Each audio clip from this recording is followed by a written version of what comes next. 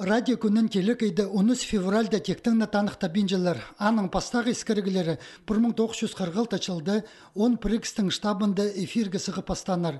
Тестілгінің пасти радио кізілер пазачоныр арызында палғылыс тұчың, хабырлы тарычың, алжың, ынығылысты тұчың тиерік болпарған. Мен пастам тоғынырға пасқы тиерігілердің.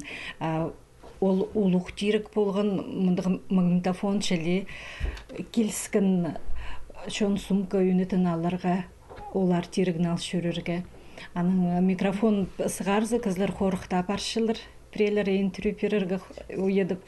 Амды-мындық кішежегі стирік болып барғанды мен қайдығда сумкалық жүршім. Маға шақсы еді тоғынырға, и качествозы шақсы. Сарнық технологиялар кірерніңде аның тұзызы сенмен алқы парыпсқан. Хабарлы тарычың прикстерді радио ең асқына қорыдығылығы палғылық саналча. Анзына идек Хакас радиозына программалары керечі болчалар. Хакас көгілерін естерге қыншалар кізілер. Базы тархыныңар түлдің түлге ескіргілерге оғатын қыншалар. Читер көңні ескіргді мен саныпшым, читер постары арылызырға қыншалар. По адалған Хакас ескіргілері эфирге 84 жылжа сықпарырлар. Радионың палғылыстық танығылығы күніртізің 10 февральдың пасқы 18 апрельді пазы 7 майда пайрамналчалар.